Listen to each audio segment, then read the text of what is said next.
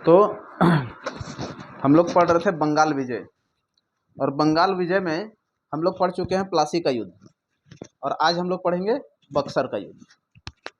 ठीक है। और देखो, तो प्लासी के युद्ध के समय बंगाल का शासक कौन था? सिराजुद्दौला। ठीक है, कौन था? सिराजुद्दौला। इसके बाद कौन बनेगा? मीर जाफर। और मीर जाफर को भी 1760 तक रखा जाता है, उसके बाद उसको हटा दिया जाता है। तो इसके बाद कौन आ जाएगा? मीर कासिम। मीर कासिम गद्दी पर बैठा है, यह है अभी बंगाल का नवाब। ठीक है, बंगाल का नवाब कौन हो गया? मीर कासिम। और यहाँ पे होता है एक बक्सर का युद्ध 1764 में। किसके साथ होता है? हेक्टर मुनरो के साथ। ठीक है, तो इसमें क्या होता है, कारण क्या है? तो जब मीर कासिम को बंगाल का नवाब बनाया गया है, मीर कासिम को, तो मीर कासिम कुछ ऐसा काम करता है जिससे अंग्रेज को नुकसान होने लगता है। ठीक है, तो ये कुछ कारण होता है। उसके बाद जैसे ही मीर कासिम को बनाया है, तो 3 गांव का दीवानी उसे प्राप्त हो जाता है, जैसे कि वर्धमान, मेदनापुर और चटगांव। किसको? अंग्रेज को ये देता है। जब मीर जाफर रहेगा, मीर जाफर को जब गद्दी पर बैठाया जाता है, तब एक वहीं से ना, तो मीर जाफर को जब गद्दी पर बैठाया जाता है, तो यहाँ पे एक है 24 परंगना का जमींदारी अंग्रेज को मिल जाता है। और जब मीर कासिम को गद्दी पर बैठाया जाता है बंगाल का गद्दी पर, तो यहाँ पर 3 प्रांतों का 3 जगह है बंगाल में ही, जहाँ का उसको जमींदारी मिल जाता है, जैसे कि मेदनापुर, चटगांव, ठीक है, और वर्धमान। ये 3 गांव का जमींदारी मिल गया है अंग्रेज को। अब इसके गद्दी पर बैठने के बाद कुछ ऐसा काम करता है मीर कासिम, जिसके कारण अंग्रेज को लगता है कि ये हम लोग के लिए खतरा हो सकता है आने वाले समय में, जिसके कारण बक्सर का युद्ध करना अनिवार्य हो जाता है। ठीक है, तो सबसे पहले क्या होता है, तो जब इसको गद्दी पर बैठाया गया है, तो ये भी एक संप्रभु शासक के रूप में कार्य करना चाहता है। ठीक है, तो यहाँ हम लोग क्या पढ़ रहे हैं? बक्सर का युद्ध। ठीक है, बैटल ऑफ बक्सर। ठीक है, बक्सर का युद्ध। तो सबसे पहले इसमें हम लोग जान लेते हैं कि कब हुआ है, तो 1764 में। ठीक है, कौन कौन है इसमें? तो एक तरफ रहेगा मुनरो, हेक्टर मुनरो, और दूसरा तरफ बंगाल। ठीक है, तो बंगाल का कौन रहेगा? मीर कासिम। मीर कासिम। 2 को और आदमी यहाँ पे शामिल हो जाएगा, उसको भी हम लोग देखेंगे। एक मुगल का शामिल होगा और एक अवध का भी शामिल होगा। तो देखिए, पहले कारण हम लोग जान लेते हैं कि क्या कारण बनता है बक्सर का युद्ध का। तो बक्सर का युद्ध का जो कारण है, वो उसमें से पहला कारण है कि जो मीर कासिम है, मीर कासिम, ठीक है, वह एक संप्रभु शासक के रूप में कार्य करना चाहता है। ठीक है, संप्रभु शासक के रूप में कार्य करना चाहता है। दूसरा, ये क्या काम करता है, ये पहला। दूसरा कारण क्या है, तो अभी इस समय जो है बंगाल का राजधानी होता है मुर्शिदाबाद। कहाँ होता है? मुर्शिदाबाद। और इसी को वो कर देता है मुंगेर। ठीक है, और मुंगेर जैसे ही बंगाल का राजधानी करता है, जिससे अंग्रेज को दिक्कत होने लगता है, वहाँ से वो टैक्स कलेक्ट बढ़िया से नहीं कर पाता है। ठीक है, तो पहला काम क्या कर, दूसरा काम क्या करेगा? मुर्शिदाबाद से राजधानी को कहाँ कर दिया है? मुंगेर। और मुंगेर, तीसरा काम है कि मुंगेर में बंदूक खाना खोल देता है। ठीक है, कहाँ खोल दिया बंदूक खाना अपना? मुंगेर में। कौन खोला है? मीर कासिम। तो ये 3 कारण है।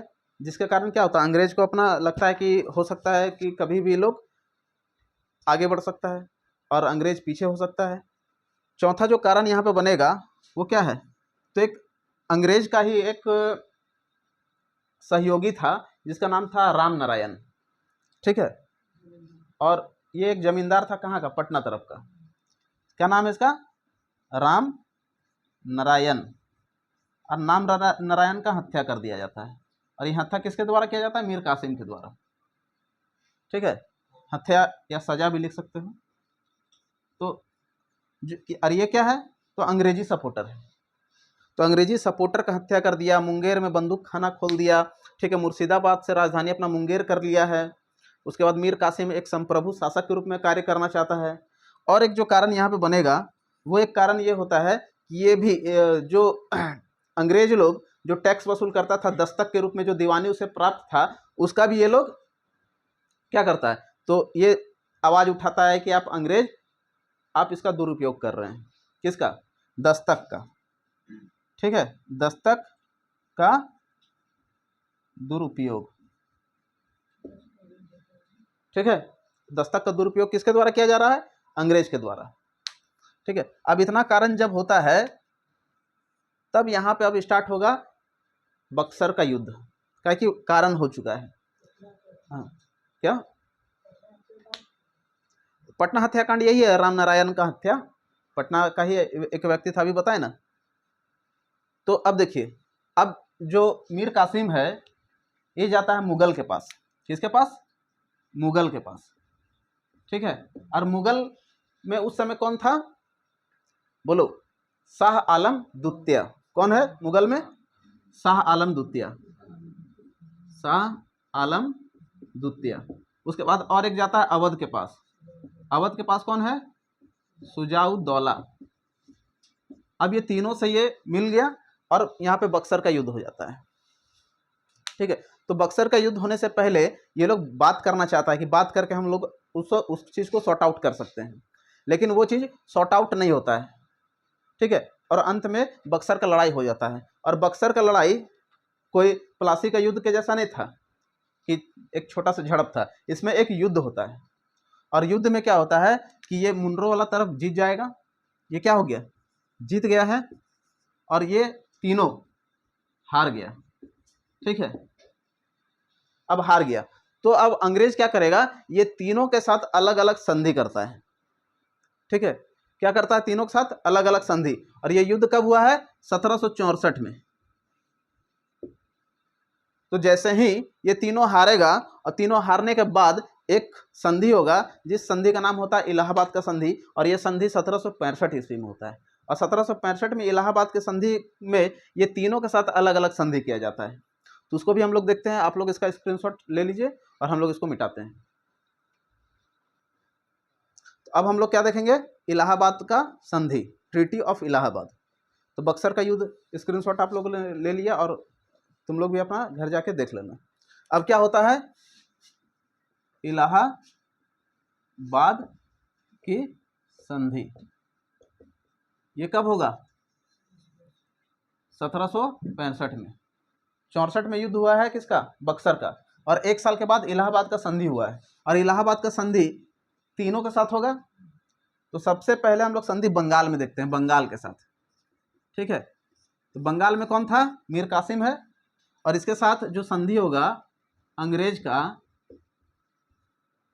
ये क्या होगा, तो बंगाल में पहला बात ये लोग को बोला जाता है कि बंगाल में सैनिक कटौती किया जाता है,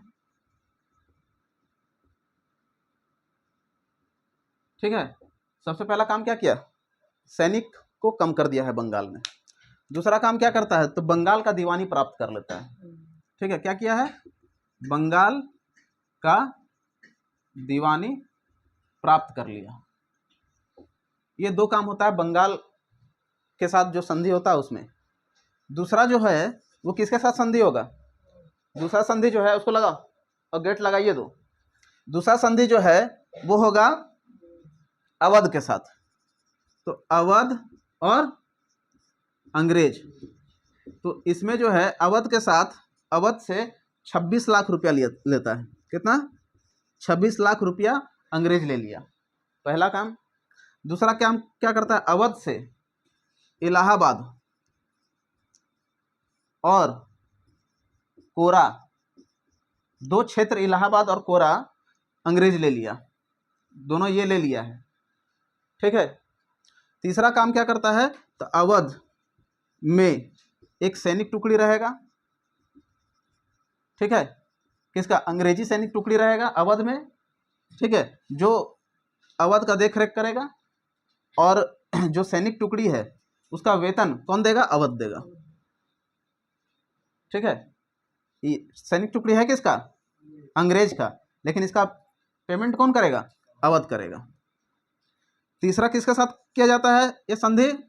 मुगल के साथ, मुगल और अंग्रेज। तो मुगल और अंग्रेज के साथ जो ये संधि किया जाता है, इसमें पहला चीज मुगल को 26 लाख दिया, ठीक है। ये जो यहाँ से जो 26 लाख लिया है, ये 26 लाख किसको दे दिया है? मुगल को, ठीक है। ये 26 लाख किसको दे दिया? मुगल को। दूसरा क्या किया है? तो ये जो इलाहाबाद और कोरा का क्षेत्र लिया है, किससे? अवध से लिया है ना, इलाहाबाद और कोरा का क्षेत्र। तो ये इलाहाबाद और कोरा का क्षेत्र और कोरा का क्षेत्र जो है ये भी मुगल को दे दिया। दो चीज दिया है मुगल को, देख लो, 26 लाख और इलाहाबाद, और ये दोनों कहां से लिया गया है? अवध से। किसको दिया? मुगल को। अंग्रेज दिया। अब मुगल को अंग्रेज कुछ दिया है तो कुछ तो लेगा, तो क्या लेता है? तो 1717 में फर्रुखसियर के द्वारा दस्तक दिया गया था, ठीक है। दस्तक क्या था तो बता चुके हैं। दस्तक एक वहां से टैक्स वसूलने का एक आधिकारिक ऑफिशियल पेपर था, जिसको दस्तक के नाम से हम लोग जानते हैं। उस पेपर में लिखा हुआ था कि आप आधिकारिक रूप से, स्वतंत्र रूप से आप बंगाल प्रांत से आप टैक्स वसूल सकते हैं, ठीक है। तो बोला कि अब हमको बंगाल का दीवानी दे दीजिए, ठीक है। तो बंगाल का दीवानी प्राप्त हो गया ऑफिशियल रूप से, किसको? अंग्रेज को, ठीक है। किससे लिया ये बंगाल का दीवानी? मुगल से, ठीक है। अब बंगाल का देखो दीवानी लिया है ना, यही लाइन यहाँ है कि बंगाल का दीवानी यहाँ से प्राप्त है, ठीक है। तो मुगल से क्यों लिया? बात आता है क्योंकि मुगल का ही एक प्रांत था बंगाल, ठीक है। जब हम लोग बंगाल एक अलग से हम लोग पढ़ेंगे कभी, तो क्या है कि मुगल का एक प्रांत था बंगाल, और बंगाल में 2 आदमी को नियुक्त किया गया था, एक सूबेदार, ठीक है, एक दीवानी मामला को देखने के लिए, ठीक है। तो ये जब अब मुगल ही आदेश दे देता है कि बंगाल किसका है? मुगल का है। तो मुगल आदेश दे देता 1717 में कि जाओ, ऑफिशियल रूप से तुमको वहाँ से टैक्स वसूलने का अधिकार है। तो जब टैक्स वसूलने लगता है ये, और यहाँ पे बंगाल तब तक स्वतंत्र हो जाता है, उसके बाद सिराजुद्दौला इसका विरोध करता है कि क्यों आप टैक्स वसूलिएगा। तो यही कारण से हम लोग प्लासी का युद्ध, बक्सर के युद्ध सब अभी हम लोग देखे हैं। अब यहाँ इलाहाबाद का जब संधि हुआ है, तो ऑफिशियल रूप से जो दस्तक है, यानी कि बंगाल में दीवानी अधिकार प्राप्त करने का अधिकार है, वो मुगल से ऑफिशियल रूप से फिर से अंग्रेज ले लिया। कोई दिक्कत है समझने में? तो आप लोग इसका स्क्रीनशॉट लीजिए। अभी हम लोग फिर पढ़ेंगे द्वैध शासन। तो हम लोग अभी पढ़ चुके हैं बक्सर का युद्ध और इलाहाबाद की संधि। कल क्या पढ़े थे? तो कल पढ़े थे हम लोग प्लासी का युद्ध। कल नहीं, इसका मतलब इससे पहले वाला जो क्लास था, अभी तो दुर्गा पूजा के बाद बहुत दिन के बाद क्लास हो रहा है। तो अभी हम लोग क्या देखेंगे? द्वैध शासन, ठीक है। द्वैध शासन, इसको बोलते हैं ड्यूअल गवर्नमेंट। ये क्या चीज था? तो सबसे पहला चीज है कि जब जीता गया है, किसको? बंगाल को जब जीत लिया, 2 युद्ध में जीता ना, प्लासी का युद्ध और बक्सर का युद्ध, तो यहाँ पे ड्यूअल गवर्नमेंट सिस्टम स्टार्ट कर दिया जाता है, ठीक है। बंगाल में दोहरी शासन व्यवस्था को ही हम लोग द्वैध शासन कहते हैं। और इस दोहरी शासन व्यवस्था में क्या था? तो वहां पे जो दीवानी मामला है, कौन? दीवानी अधिकार, ये किसके पास है? अंग्रेज के पास, ठीक है, अंग्रेज के पास। और दूसरा क्या है? फौजदारी मामला, फौजदारी अधिकार, ये किसको दे दिया गया? नवाब को दे दिया गया, ठीक है। तो दीवानी अधिकार जो है ये अंग्रेज ले लिया है, और ये फौजदारी अधिकार जो है ये नवाब को दे दिया गया है। लेकिन इसी को हम लोग बोलते हैं निजामत, निजामत अधिकार, ठीक है। लेकिन इनडायरेक्ट वे में भी अगर फौजदारी मामला देखेंगे तो ये भी अंग्रेज के पास था। तो अप्रत्यक्ष रूप से जो आपका फौजदारी मामला है, फौजदारी अधिकार है, ये किसके पास है? तो अंग्रेज के पास ही है। मतलब कि दोनों चीज कहाँ किसके पास है? अंग्रेज के पास ही है। तो सबसे पहला चीज होता है कि वो ये सिस्टम लाया ही क्यों? वो चाहता तो प्रत्यक्ष रूप से फौजदारी अधिकार भी स्थापित कर सकता था। कहाँ पे? बंगाल में। और दीवानी अधिकार भी वो प्राप्त कर सकता था, फौजदारी अधिकार भी प्राप्त वो कर सकता था। लेकिन फौजदारी अधिकार वो नवाब को क्यों दिया और अंग्रेज दीवानी अधिकार क्यों लिया? तो दीवानी अधिकार का मतलब होता है जो राजस्व वसूला जाता था बंगाल में, ठीक है, वो राजस्व कौन रखेगा? अंग्रेज, ठीक है। तो दीवानी अधिकार मतलब राजस्व किसके पास रहेगा? अंग्रेज के पास, पैसा, ठीक है। और फौजदारी, इसमें क्या था? उत्तरदायित्व था। उत्तरदायित्व का मतलब होता है कि अगर कुछ गड़बड़ी होता है तो तुमको जवाब देना पड़ेगा। तो ये फौजदारी मामला किसको दे दिया है? नवाब को। ये क्या था? तो एक उत्तरदायित्व वाला था। समझ में आ रहा है कि नहीं? तो अगर कुछ जवाब देना हो तो किसको जवाब देगा? कौन जवाब देगा? नवाब। कमाएगा कौन? अंग्रेज। लेकिन ये भी कहीं ना कहीं किसके पास है? अंग्रेज के पास है। तो क्या जरूरत था? फौजदारी मामला भी तो अंग्रेज रख सकता था डायरेक्टली। कोई तो कारण था ना जिसके कारण फौजदारी मामला नवाब को दे दिया गया। कोई तो कारण होगा। तो ये डुअल का कारण ये बनता है, डुअल गवर्नमेंट का, कि पहला कारण कि इसको भय था। किससे? बंगाल के वासियों से, कि कहीं बंगाल का जो प्रजा है हम पे अटैक ना कर दे, ठीक है। क्यों? क्योंकि सारा अधिकार अगर आप ले लीजिएगा तो बंगाल का प्रजा तो अटैक कर ही देगा। और उस अटैक से बचने के लिए बोला कि नहीं, फौजदारी अधिकार तो हम बंगाल को दे ही रहे हैं, बंगाल के नवाब को तो दे ही रहे हैं, एक ही अधिकार ले रहे हैं, एक अधिकार तो हम दे रहे हैं। इसीलिए तो पहला कारण क्या होता है? बंगाल का प्रजा से भय। समझ में आ रहा है कि नहीं? तो बंगाल का जो निवासी है उससे इसको डर है, इसीलिए वो डायरेक्ट शासन नहीं कर रहा था। दूसरा कारण इसमें क्या बनता है? दूसरा कारण बनता है कि जितना भी यूरोपीय कंपनी है, ठीक है, यूरोपीय कंपनी का भय।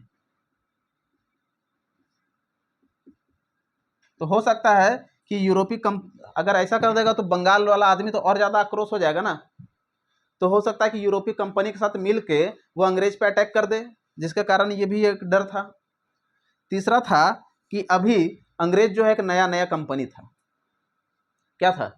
एक नया कंपनी था। तो ईस्ट इंडिया कंपनी एक नया कंपनी, ठीक है, नया कंपनी था, जिसके कारण वो क्या कर रहा था? तो धीरे धीरे अपना विस्तार करना चाहता था, डायरेक्ट रूल नहीं करना चाह रहा था, धीरे धीरे वो अपना विस्तार करना चाह रहा था, ठीक है। क्या करना चाह रहा है? धीरे धीरे विस्तार। चौथा कारण क्या था? पांचवा कारण क्या बनेगा? तो उसके पास अनुभव नहीं है, एक्सपीरियंस का कमी था, तो अनुभव नहीं था। पांचवा कारण क्या बनेगा? अनुभव का कमी। तो अनुभव नहीं होने के कारण भी ये डुअल सिस्टम लाया गया है, ठीक है। तो यहाँ से क्वेश्चन बन सकता है कि बंगाल में द्वैत शासन के समय दीवानी अधिकार किसके पास था? तो अंग्रेज के पास था। फौजदारी अधिकार किसके पास था? तो बंगाल के नवाब के पास था। अब प्रत्यक्ष रूप से फौजदारी नियंत्रण किसके पास था? तो अंग्रेज के पास था। निम्न कारणों में से एक कारण को चुनिए, यहाँ से कारण मिलेगा आपको, ठीक है। तो डिट्टो बुक वाला नहीं है, लेकिन यहाँ पे तुम्हारा अपना दिमाग का कॉन्सेप्ट भी लगाना जरूरी है। उसके बाद देखो, सबसे पहला बात बनता है ये लागू कौन किया था, ठीक है। तो ये लागू करेगा क्लाइव, रॉबर्ट क्लाइव। कब? 1765 में, ठीक है। और ये जो डुअल गवर्नमेंट है, द्वैत शासन है, इसको कोई बंद भी तो करेगा। इसको बंद करता है वैरन हेस्टिंग। कौन करेगा? Warren Hastings. और ये कब? 1772 में। ठीक है। तो 1765 में रॉबर्ट क्लाइव द्वारा इसको स्टार्ट किया जाता है और 1772 में इसको वैरन हेस्टिंग इसको समाप्त करता है ड्यूअल गवर्नमेंट को। तो ये था पूरा बंगाल विजय। तो बंगाल विजय में हम लोग क्या क्या देखे हैं, प्लासी का युद्ध देख लिए हैं, बक्सर का युद्ध देख लिए हैं, ड्यूअल गवर्नमेंट द्वैत शासन को देख लिए हैं। तो अब इसमें से अगर तुम लोग को प्लासी का युद्ध, बक्सर का युद्ध और ड्यूअल गवर्नमेंट में कोई दिक्कत है तो डायरेक्ट पूछ लो, और आप लोग पहले इसका स्क्रीनशॉट तब तक ले लीजिए और पूछो, कोई दिक्कत है बोलो बोलो बोलो, कुछ दिक्कत है तो बोलो। प्लासी का युद्ध कब हुआ था? 1757। किसके किसके बीच में? सिराजुद्दौला और अंग्रेज में कौन था? Robert Clive. और कौन था? Admiral Watson. उसका कारण क्या बनेगा? तो 5-6 कारण तो हम लोग बताए थे। क्या था? तो पहला कारण तो दस्तक, फिर एक ब्लैक होल का घटना भी है। तीसरा कारण क्या है? तो तीसरा कारण बनेगा कि उसका जो सगा संबंधी है, हाँ, वही उसका विरोध कर रहा था। जैसे 4-5 हम लोग कारण के बारे में डिस्कस कर चुके हैं। उसके बाद उसको क्या क्या प्राप्त हुआ है वो भी बताए हैं। तो उसको पहला बात है कि उसको राजनीतिक पहचान मिल गया है। उसके बाद बक्सर का युद्ध। बक्सर का युद्ध कब हुआ? 1764 में। ठीक है। और ये बक्सर का युद्ध किसके किसके बीच हुआ है? हेक्टर मुनरो, और इधर बंगाल है, अवध है और मुगल है। मुगल से कौन है? शाह आलम द्वितीय। बंगाल से कौन है? तो मीर कासिम। और अवध से कौन है? तो शुजाउद्दौला। तो इसका भी कुछ कुछ कारण बनेगा। तो इसका कारण क्या बनता है? इसका कारण बनेगा कि वो मुर्शिदाबाद से मुंगेर अपना ट्रांसफ़र कर लिया था राजधानी, और मुंगेर में वो तोप खाना, बंदूक खाना खोल दिया था। वो जो है राम नारायण, ये राम नारायण कौन है? ये पटना का जमींदार है। और ये क्या किया था? तो इसका हत्या करवा दिया गया था, और ये अंग्रेजी सपोर्टर था। तो अंग्रेजी सपोर्टर का हत्या, वो एक संप्रभु शासक के रूप में कार्य करना चाहता था। कौन? मीर कासिम। तो ये कारण बन जाएगा किसका? बक्सर का युद्ध का। उसके बाद इलाहाबाद का संधि है। तो तीनों के साथ अलग अलग वो संधि करता है। कब? 1765 में। अगस्त का महीना है, फरवरी का महीना में सबसे पहला संधि करता है, उसके बाद अगस्त का महीना में 2 संधि करता है। उसके बाद क्या लागू करेगा? 1765 में ही डुअल गवर्नमेंट। कहाँ पे? बंगाल में। तो डुअल गवर्नमेंट में क्या है? तो निजामत संबंधी अधिकार वो किसको दे दिया है? निजामत यानी कि फौजदारी अधिकार वो दे दिया आपको नवाब को, बंगाल के नवाब को। और बंगाल के नवाब के पास क्या है? उत्तरदायित्व है। कोई भी कुछ होता है वहाँ पे तो वो उसका जिम्मेवार किसके पास होगा? वो जवाबदेहिता किसके पास होगा? वो बंगाल के नवाब के पास होगा। और जो राजस्व कलेक्ट करने का जो अधिकार है, यानी कि दीवानी अधिकार, ये अंग्रेज के पास है। तो देखा जाए तो फायदा किसको हो रहा है? अंग्रेज को फायदा हो रहा है। और घाटा किसको हो रहा है? तो बंगाल के नवाब को घाटा हो रहा है। लेकिन यहाँ पे निजामत संबंधी अधिकार भी अब प्रत्यक्ष रूप से अंग्रेज के पास ही है। और इसको लागू करने का क्या क्या कारण बन रहा था? तो यहाँ का प्रजा से भय, अगर डायरेक्ट वो शासन करेगा ड्यूअल गवर्नमेंट, मतलब कि निजामत संबंधी अधिकार भी वो डायरेक्ट रूप से अपना रख लेता है, तो हो सकता है कि बंगाल का जो प्रजा है उसके प्रति क्रोध आ जाए, और क्रोध आने के बाद वो अटैक कर दे। दूसरा क्या है? यूरोपियों का भी भय। तो यूरोपीय कंपनी जो है, यूरोपीय कंपनी भी हो सकता है कि बंगाल और भी अलग अलग जगह से वो एकजुट होकर अटैक कर सकता है। तीसरा क्या कारण बनता है बताओ? हाँ, धीरे धीरे विस्तार करना चाहता है, क्योंकि वह एक नया कंपनी है। ठीक है, अनुभव नहीं, एक्सपीरियंस का कमी है उन लोग के पास। उसके बाद ये किसके द्वारा स्टार्ट किया गया था? रॉबर्ट क्लाइव के द्वारा। कब? 1765 में। और ये किसके द्वारा खत्म किया गया? तो वैरन हेस्टिंग के समय 1772 में। ठीक है। तो ये था पूरा बंगाल विजय। अब हम लोग पढ़ेंगे कल से नेक्स्ट टॉपिक। अगर पसंद आए तो लाइक, सब्सक्राइब और शेयर करें मेरे चैनल को। Thank you.